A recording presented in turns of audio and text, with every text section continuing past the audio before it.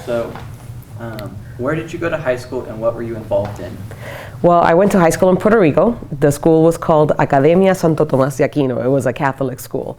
And I was doing a lot of Taekwondo back then, and I was the editor of the school newspaper. When did you first become interested in politics? See, in Puerto Rico, politics is a sport. Everybody takes that day off, and campaigning in Puerto Rico is very different than here in the States. In Puerto Rico, there's this huge car with a whole bunch of speakers, and the caravans go through your house, and everybody's singing and dancing. So I think that in Puerto Rico, we're taught to be political animals.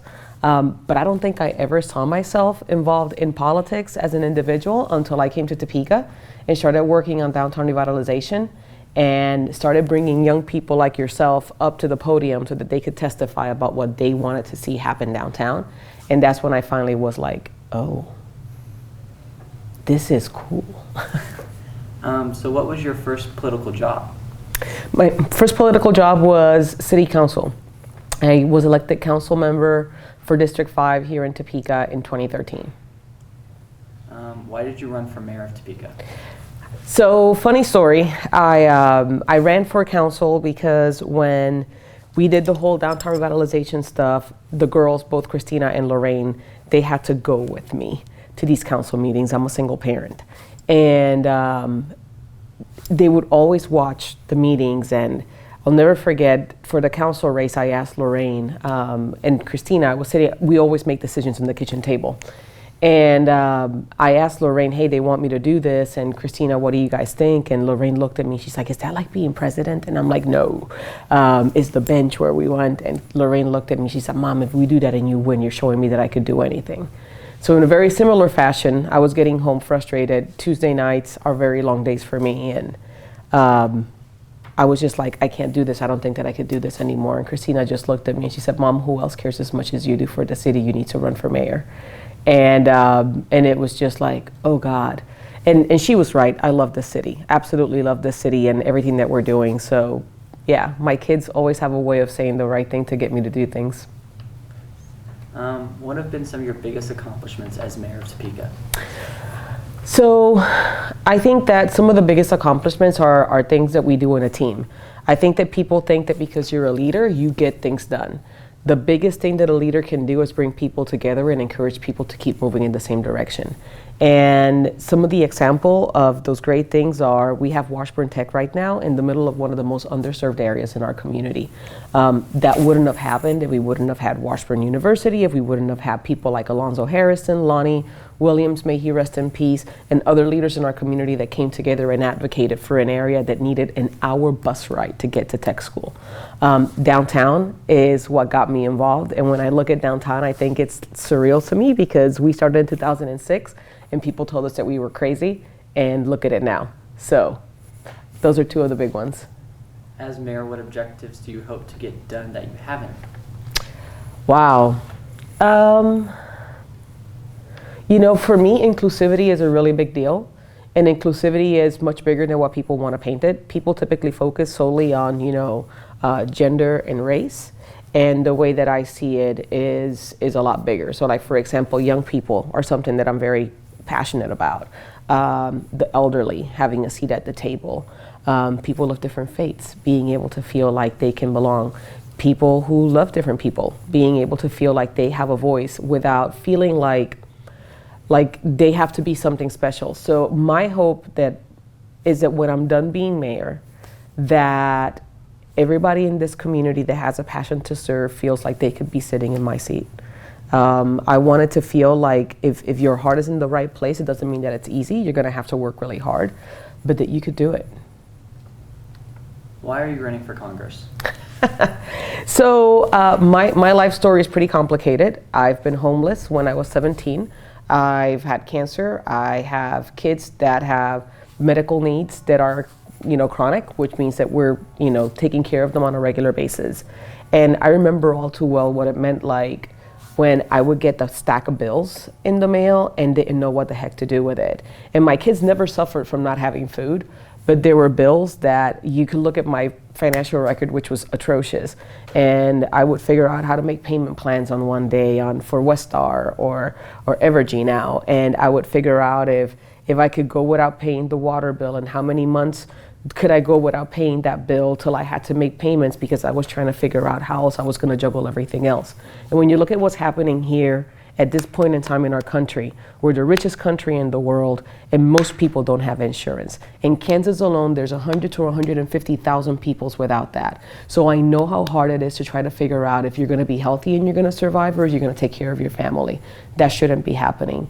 The other big thing that worries me is that we talk about unemployment like it's this great medal that we should be celebrating, that there's a lot of unemployment. What we're not talking about is that there's a whole bunch of people having to work 2 and 3 jobs sometimes, because the jobs are paying $7.50, $7.25 an hour. My sister is a bartender, and she does serving at one of the restaurants here downtown. She makes $2.43 an hour, and she's supposed to be living on tips. She's a single mom. She can't get insurance, and she's supposed to pay her mortgage with $2.43 an hour. That's unheard of. And then we talk about the infrastructure. I'm running for a bigger district. So when you look at the problems that are happening in Southeast Kansas, there's a lot of issues with our farmers being able to sell their crops. There's issues with our farmers being able to transport the product that they're growing, because the infrastructure is so bad. So there's a lot of work that needs to be done that I understand, A, personally, because I've been there and I've been able to overcome it, and B, because I've been a mayor and understand the challenges of getting infrastructure and economic development happening in a community. I feel that I could give a voice to this district that is very different than what they've ever had, because my voice would be a voice that comes from a perspective of knowing and being where people have been, and not just going, oh, there's problems in the state, let's figure out how to fix them. As a female minority and a Democrat, what challenges will you face while running in the 2nd District of Kansas, and how will you overcome them? You know, I think that let's be real of the fact that I don't look like the whole district, and it's okay. But I am a Kansan. I've chosen to be a Kansan, and I love Kansas. I could be anywhere else. I think that the other issue is the whole thing that I'm registered as a Democrat. And I think that one of the challenges that I'm going to have is I'm going to have to demonstrate that the same values and the same work ethic that I've had here in Topeka, that hasn't been divisive over whether I'm a Democrat or somebody is a Republican. I see people, period. There is no person that is in a hospital that's concerned about their party when they're in a bed, when they're sick. There is not a person that is unemployed that's thinking, man, I'm unemployed because I'm a Republican or I'm a Democrat. I see the issues. And I think that one of the challenges is going to be for people to just put aside the fact that I happen to have the intersectionality of being a woman and being a minority and being a Democrat, and focus on the fact that I'm a person that has lived the same issues that you have, that understands your problems and is here to get solutions. And I think that it's going to take some time for people to kind of get that and trust that, but I'm up for the work. What issues is your campaign running on? The biggest issues are the issues that families are talking to me about. So since I said that I was interested in running, I started calling and sending letters throughout the district to figure out what people were concerned about. And the first thing that I asked people is, what are the 3 main issues that you're concerned about? And I've heard over and over and over, health insurance, medication costs. I had this man from Lecompton tell me about how he's on cancer treatment. His medication is called Opdivo, $89,000 every 28 days. $89,000 every 28 days. And those are the stories that I hear. I hear stories of people having to pay student loans like I'm paying them. I made like $15,000 on loans, and I think that I owed like 30 or 40 at the end of it because of fees and penalties for being late and asking for forbearances and things like that. I had somebody that their loans went from $20,000 to $67,000. That's the federal government. We shouldn't be using the people that are getting an education as a way of making money for the government, right? And people are talking to me about the job situation. So my issues are not my issues. The issues that I'm running on are the 3 main issues that I'm hearing our constituents tell me about.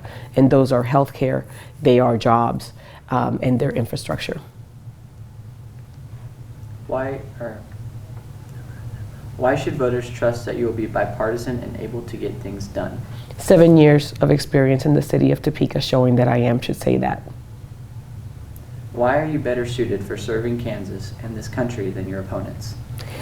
Wow. So first, you're going to be surprised by the answer, but I think that everybody has talents, right? Everybody has a gift to serve. So I don't think that one person is less qualified or bad person or whatever. I think that what I have to show that is very different is that when you look at the track record of my opponents, they have a history of voting for elimination of funds that are supporting our community. SNAP benefits were reduced, which is the food stamp benefits were reduced at the federal level. We are talking about individuals that might have voted in the past to cut funding for schools, and individuals that voted to not support Medicaid expansion when they were in state government in Kansas. These are the things that people are asking for, and those are the things that my opponents have voted against. So I think that the contrast is very different. Whereas in my tenure as mayor, I have done everything that I can to support our people, bring more jobs into the community, and advocate for the families based on what they're asking for. How will you get young voters motivated to vote this election? Y'all need to vote. Y'all need to vote for real. It shows demographically that young people are the #1 demographic that is going to turn out in this election. And if you want to see any change happen, and if you want to have your voices listened to, you need to make sure that you come out there and that you vote. Because there were people, especially for the young women, we're celebrating 100 years this year of women having the right to vote. Young people have led every single revolution that we've had in this country that's moved us to something positive. I think that the young people in this state are tired of seeing the same stuff repeat itself over and over again. You guys have seen things that you have never had to deal with. I never had to deal with the fact that I had to hide under a desk like Lorraine had to do when she was in Jardine because there was an active shooter situation in her school. You guys have dealt with that. I have never had to think about the fact that our environment is dying. We had Captain Planet when we were kids, and those were cartoons that I thought were cool, but people thought, oh no, let's not talk about that. And right now, we're having climate issues that if we don't do anything about them, and we don't have people that actually accept the science that there is something happening with our planet, we're not gonna be in a good place. These are the issues that matter to young people, and they need a voice. You guys need to come out and vote. Your vote is as powerful and even more powerful than the vote of the people that have been voting, because you guys are gonna be voting for generations to come. You all need to come out. So then what would your campaign message be to young voters? You matter. We need you. I can't do this without you. You all need to come out. You all need to support. You all need to get engaged in Twitter, in Facebook, in Insta, whatever way you need to make sure that you can communicate and share the messages that we're trying to share that matter to you. You need to be outspoken and tell me what you want to see advocated for in Washington, because your voice will matter to me. So y'all need to get activated.